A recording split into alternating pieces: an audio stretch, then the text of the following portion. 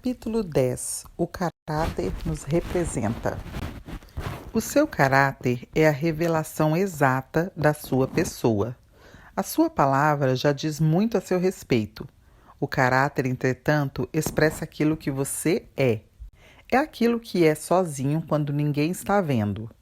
Ali você está relaxado, à vontade, e esse é você. Sem o rigor da pressão de se comportar de acordo com normas e regras para agradar alguém ou desempenhar um papel esperado de você por terceiros. Ali, a sós, você expressa suas próprias normas. Caráter é você nu, a sua pessoa sem maquiagem ou adereços, é você sem máscaras. Davi, por exemplo, estava sendo perseguido e por causa disso vivia em grande sofrimento e estresse. Ele não podia dormir 2 noites tranquilo no mesmo lugar. Padecia de muitas necessidades e estava certamente debaixo de uma grande angústia e muita pressão. E então, que surpresa! Saul, o perseguidor, chega exatamente na caverna aonde estava Davi. Ali, desprotegido, Saul poderia ser facilmente morto e fim da questão. Davi poderia legitimamente matar aquele que buscava sua morte e resolvido facilmente seu problema. Ali mesmo podia acabar com seu sofrimento. Por que ele não o fez? Por causa do seu caráter. Ele sabia que o teste ali diante de seus olhos não era para Saul, mas para si mesmo. Às vezes, você está sendo perseguido por alguém na igreja e tem tudo para matar, entre aspas, aquela pessoa no coração de outra e desqualificá-la. E o que você faz quando sente-se confortável para ser você mesmo e destravar a sua língua, isto é, falar o que pensa sem restrição? Isto vai expressar exatamente o caráter que você tem, sua genuína espiritualidade e sua maturidade diante de Deus. A nossa vida natural deve ser quebrantada para que um genuíno viver no Espírito assuma o controle completo de nosso viver diário. Humildade é o primeiro e o mais importante traço do caráter de Cristo. Além do que já dissemos acerca do quebrantamento e de não agirmos na nossa própria força e vida naturais, há algo que o Espírito Santo deseja moldar em nós. O primeiro e mais fundamental traço do caráter e da imagem de Jesus Cristo é a humildade. A humildade nos identifica com a perfeita imagem de Jesus e é o traço mais básico do caráter do Senhor. Ao trabalhar em nós, a primeira coisa que Deus faz é nos tornar humildes. Os demais aspectos virão em consequência disso, e sem a humildade, nenhuma outra característica do Senhor se manifestará em nós. A construção de humildade no nosso caráter, diante do Senhor, depende da resposta prática que damos a Ele. Não depende de tempo de igreja ou do volume de conhecimento intelectual teológico. Há muitas palavras na Bíblia com a mesma raiz de humildade. O Senhor te humilhou para saber o que estava no teu coração. Deuteronômio 8:2. Humilhai-vos debaixo da potente mão de Deus. 1 Pedro 1:5. Deus resiste aos soberbos, mas dá graça aos humildes. Tiago 4:6. A humildade expressa o caráter mais marcante de Jesus, sua beleza e nobreza. Certa vez, preguei uma palavra acerca disso intitulada O Ponto Fraco de Deus. Sabe qual é o ponto fraco de Deus? É você chegar com humildade diante dele. Deus não resistirá, pois a Bíblia diz que o Senhor não resiste a um coração quebrantado. Quebrantamento e humildade são sinônimos, e ele mesmo foi quem estabeleceu este princípio. No livro de Juízes, vemos que o povo de Deus pecou. Seus inimigos os destruíram. Eles sofreram muito, mas se arrependeram e buscaram a Deus. Então Deus deu-lhes a vitória e eles ficaram bem. Mas pecaram novamente e retornaram à idolatria. O povo abandonou a Deus e por isso voltaram a sofrer outra vez com os inimigos, novamente causando imenso sofrimento. Novamente se arrependeram, buscaram a Deus, que os perdoou e lhes deu nova vitória sobre os inimigos. E eles ficaram bem mais uma vez. Mas esse processo foi se repetindo até chegar um momento em que Deus se cansou do povo e disse: agora Vocês vão para o Deus que escolherem, não clamem mais a mim, não os ouvirei. Deus virou as costas e a Bíblia diz que eles sofreram amargamente. Diante disso, eles tiraram os deuses estranhos, se humilharam diante do Senhor e disseram: Senhor, só mais essa vez, olhe o nosso estado, por favor. E a Bíblia diz literalmente: já não podendo o Senhor reter a sua compaixão, se voltou para o seu povo e os livrou. Juízes 10:16. Até Manassés, um dos piores reis de Israel, quando se arrepende na prisão e se humilha, Deus reverte sua sorte. O homem era uma peste e mesmo assim Deus reverteu sua sorte. O ponto fraco de Deus é a humildade. Por quê? Porque humildade é o ponto básico do caráter de Cristo. Eu sou manso e humilde de coração. Este é o caráter de Cristo. É tão importante e fundamental este traço de caráter na vida do cristão que, apesar de já termos abordado isso no início, quero detalhar um pouco mais aqui. Primeiro, é importante dizer o que não é humildade. Dizem que alguém humilde é aquela pessoa mole, uma pamonha assustada, uma gelatina inconsistente que não se posiciona em nada. Nossa, ele é tão humilde, humilde nada, ele é mole mesmo. Humildade não é moleza, é força, porque humildade genuína e dependência de Deus só podem acontecer através da ação de Deus. Tampouco a timidez é característica da genuína humildade. Falta de posicionamento também não é humildade. Sabe aquela pessoa que concorda com tudo, que todos adobram, que paga tudo para todo mundo, nunca se contradiz, nunca peita, nunca diz não? É o pai bonzinho, o homem bonzinho, a pessoa boazinha. Deus não quer que você seja bonzinho, Ele quer que você seja posicionado. E isso, às vezes, é confundido com humildade. Ele é tão bonzinho, é tão humilde, coisa nenhuma. Aquilo é pura falta de posicionamento, de confronto, de peitar o que está errado. Outro conceito que não é humildade é a pobreza. Já vi muitos pobres arrogantes. Havia uma irmã em nossa igreja que recebia a cesta básica e um dia caímos na besteira, entre aspas, de mandar a cesta para ela sem marmelada. Ela foi lá reclamar. Quero saber o que fizeram com a minha marmelada, porque em outro lugar eles também dão cesta básica e lá vem com marmelada. Ser pobre, carente de recursos financeiros, nem de longe é ser humilde. Existem inúmeras pessoas pobres que não são nem um pouco humildes. Pobreza e humildade são duas coisas completamente diferentes. Outra coisa que passa por humildade é o temperamento fleumático. Aquela pessoa que não é muito de liderar, de falar à frente e que tem dificuldade em se apresentar publicamente. Há pessoas que confundem esse tipo de temperamento fleumático com humildade. Outra confusão é pensar que por uma pessoa ser muito educada, ela é automaticamente humilde.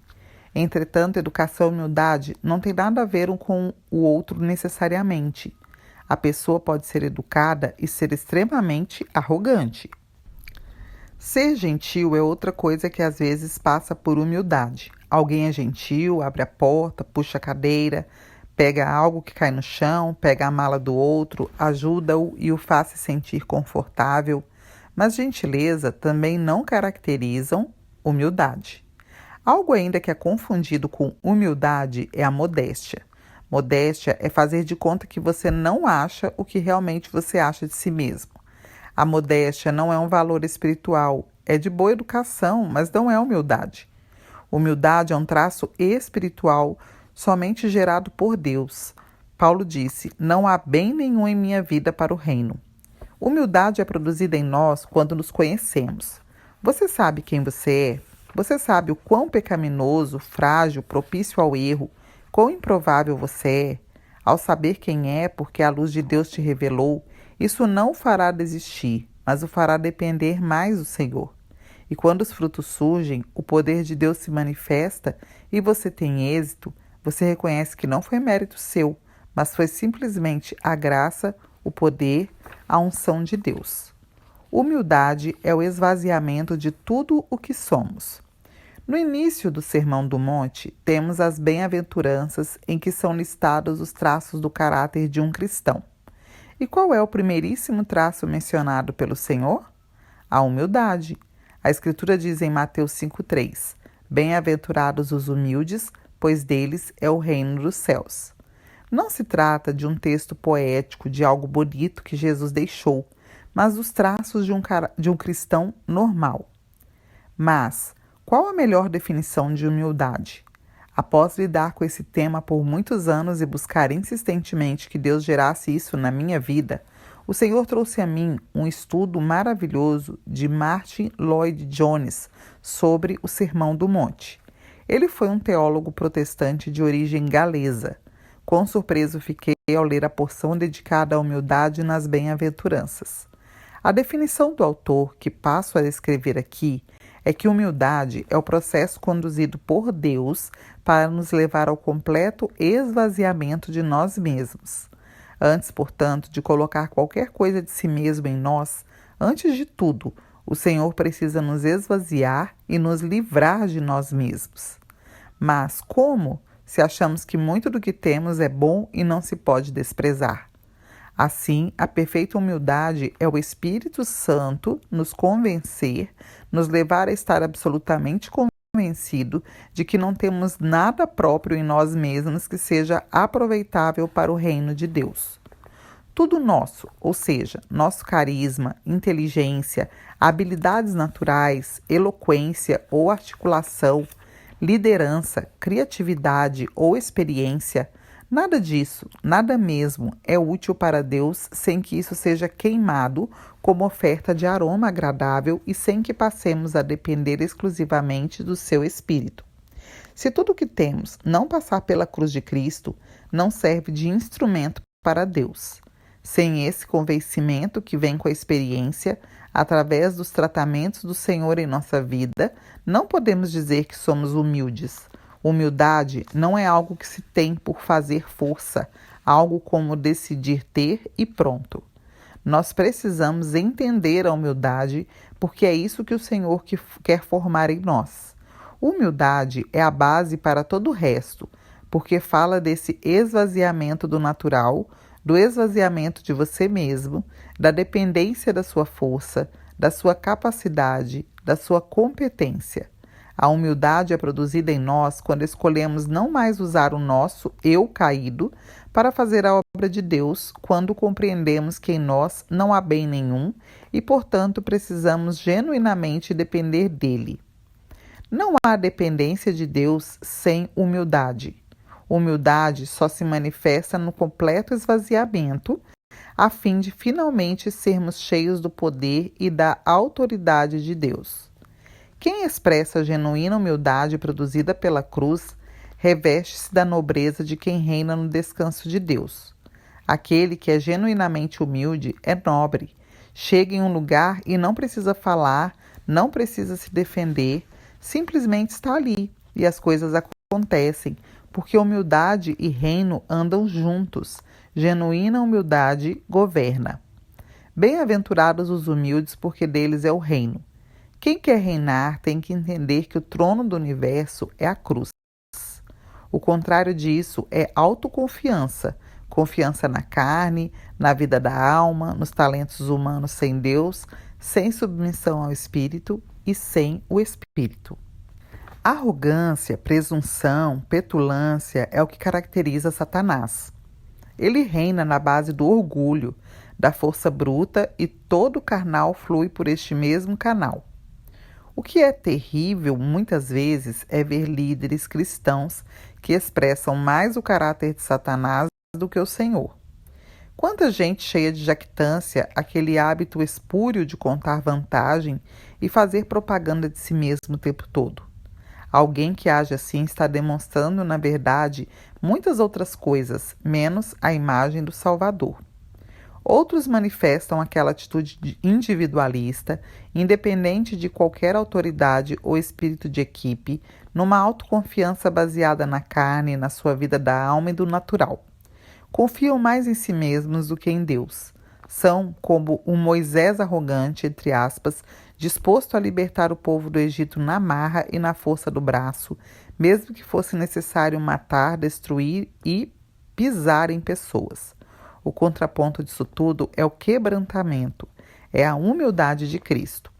A quem você expressa? O diabo ou Jesus? Quando alguém o contraria, você tem cara de cascavel ou você tem cara de Jesus? Quando você está indo para a cruz, vai como porco ou como cordeiro? Você opta. A humildade, então, aponta para o esvaziamento dessas coisas, a exemplo de Jesus. Quando isso acontece, é possível expressarmos a imagem de Jesus aonde chegamos. Ao olhar para nós, as pessoas vão enxergar Jesus. A humildade de Cristo é o que nos qualifica para o fogo. Por isso, Moisés precisou de 40 anos de quebrantamento e esvaziamento de si mesmo para tornar-se a pessoa mais mansa de toda a terra. Foi isso que o qualificou a estar diante da sarça que queimava, mas não se consumia. Aquela sarça era a maneira de Deus falar a ele. Veja, Moisés, você agora se tornou para mim essa simples sarça, um arbusto sem nenhuma beleza ou imponência. Assim como meu fogo arde nela, vou me manifestar através de você sem queimá-lo, como aconteceu há 40 anos. Portanto, tudo que é de nós mesmos, ao se apresentar diante de Deus, vira fumaça, pois tem a sua origem na carne e na vida natural. É por causa disso que há muita gente queimada e chamuscada na obra do Senhor. Aquilo que fizeram, o fizeram no natural e por força de coisas humanas. Lembre-se que sempre que edificamos com madeira, palha e feno, isso arderá numa linda fogueira. E o pior é que nas cinzas, a sobra daquele espetáculo todo, cairemos na mais absoluta decepção, esgotamento e sentimento de fracasso. Poderemos dizer, mas Senhor, tudo o que eu fiz foi para o Senhor mesmo. De sua parte, Deus poderá replicar. Eu não pedi nada daquilo e tudo o que você fez, o fez na sua própria força e para receber lucro e reconhecimento dos homens. Assim, pergunte-se a si mesmo quem mandou você fazer o que está fazendo na obra de Deus, entre aspas, e na força de quem você faz o que faz, entre aspas. Mas será que Deus quer que sejamos apenas humildes? Isso foi um erro do passado e por causa de falsas interpretações ou ênfases exageradas em relação à humildade e quebrantamento, vimos surgir um tipo de crente introspectivo e paralisado. Todo grupo que adere a esse tipo de comportamento vive constantemente nesse conflito de se perguntar o tempo todo: estou na carne ou estou no espírito? Estou na alma ou estou no espírito? Ao advogarem, por um lado, que devemos depender de Deus, acabam por não fazer nada e por qualificar qualquer trabalho ou iniciativa como algo da carne e, portanto, réprobo diante de Deus. Assim, nunca crescem, nunca avançam e nenhuma liderança significativa surge dentro desse tipo de comportamento. Nem pode surgir, pois qualquer iniciativa é da carne e da alma. Assim, é fundamental entendermos que a verdadeira humildade é sermos convencidos que nada temos de nós próprios para Deus. Por outro lado, que ao nos consagrarmos ao Senhor e dependermos dele, os primeiros recursos que ele mesmo usará são aquelas coisas que estão em nossas mãos. Dessa forma, Moisés, diante da sarça ardente, ouve Deus a perguntar-lhe em outras palavras: Moisés, o que sobrou daquele príncipe arrogante e cheio de orgulho? A resposta foi: Senhor, só sobrou esse pedaço de pau vulgar e comum que tenho nas mãos. Pois bem, meu filho, é com esse pedaço de pau tosco e vulgar que eu vou manifestar todas as minhas maravilhas no Egito e libertar o meu povo com mão poderosa. Portanto, deixe Deus usar você com poder. Qual é o contraponto dessa humildade? Força, avanço, conquista, ousadia, posicionamento, liderança, guerrear as guerras de Deus, dizer o que deve ser dito, fazer o que deve ser feito. Infelizmente, há líderes que, ao experimentarem sucesso e êxito, se distanciam cada vez mais dessa imagem mansa e humilde do Senhor e se tornam cada vez mais ultracomplexos. Parecem um executivo de sucesso de uma grande multinacional, um homem de negócios com uma pastinha do agente 007. Deixaram de se parecer com o traço que mais identifica um homem de Deus, a humildade. Você se parece com quem? Com um homem de êxito? Eu não quero me parecer com um homem de êxito, eu quero me parecer como um homem de Deus. O problema desse caminho delicado é que líderes assim chegarão ao ponto de não precisarem mais de Deus. Julgam já terem experiência e segurança suficientes. Esse caminho delicado do sucesso faz gente insegura do passado se tornar pessoas que não se relacionam mais com ninguém, crentes isolados no alto do Olimpo, residência dos deuses, cada vez mais envoltos em luxo, sofisticação, cercados por um bando de bajuladores que se nutrem do mesmo sistema religioso. Pessoas assim já não têm inseguranças, perguntas ou dúvidas, só têm respostas o tempo todo. Se tornam professorais o tempo todo e são incapazes de estar num lugar sem ter que controlar tudo o que acontece ao seu redor. Sinceramente, não me interessa estar perto de gente assim. A Bíblia diz que é necessário que os homens nos considerem despenseiros de Deus. Como as pessoas o consideram?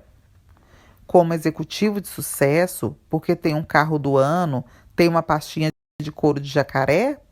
Você deve expressar a maravilhosa humildade e brandura do Salvador, mas também deve expressar sua força e seu poder. Você é como a sarça, o fogo a queimava sem usá-la como combustível. Esse é o aspecto do quebrantamento. Ali, por outro lado, o fogo brilhava nela e precisava dela. Isso fala da nossa estrutura natural que tem o fogo de Deus, mas ele não nos consome. A sarça não alimentava o fogo, mas o fogo a sustentava. Nosso caráter não alimenta o fogo, mas oferece suporte sobre o qual o Senhor opera e se expressa através de nós. Seu caráter moldado por Deus é o suporte sobre o qual Deus vai agir em sua vida. Não adianta ter um grande ministério se você não tem caráter. Se você não tem caráter e tem um grande ministério, você é uma bomba relógio. Somos responsáveis diante de Deus pelo nosso caráter. Não deve ser conversa de líderes o tempo todo falar das marcas dos carros mais luxuosos, das canetas mais caras, de relógios sofisticados, das grifes mais famosas, dos vinhos exclusivos e dos queijos mais finos. Isso é mundano. Sejamos práticos. Entre nós, quem pode participar de um papo desse sem se sentir um alienígena? A conversa que leva em conta lençol egípcio com linho bordado pelas freiras enclausuradas num convento nos Alpes suíços não deveria ser o que caracteriza o tempo todo nossa comunhão com os irmãos. Ou das irmãs tratarem dos perfumes exclusivos e das bolsas mais glamurosas. Por favor, me poupem disso. Isso tudo fala muito. Fala que nos tornamos materialistas, consumistas e a viver uma vida estranha à maioria do povo que representamos. Isso não quer dizer que não devemos usufruir das coisas boas e de qualidade que Deus nos proporciona. Não é isso. Devemos, portanto, tomar cuidado em não cair no laço do dinheiro, do poder, do consumismo, alimentando nossa carne com os manjares de Nabucodonosor. Se fazemos isso, ao contrário de Daniel, saímos de Jerusalém e armamos nossas tendas na Babilônia. Assim, dirija o seu carro de luxo, use sua caneta maravilhosa, coma seu queijo fino e beba o seu vinho de uvas do planeta Marte, mas ao nos encontrarmos, vamos falar mais de Jesus Cristo e este ressuscitado.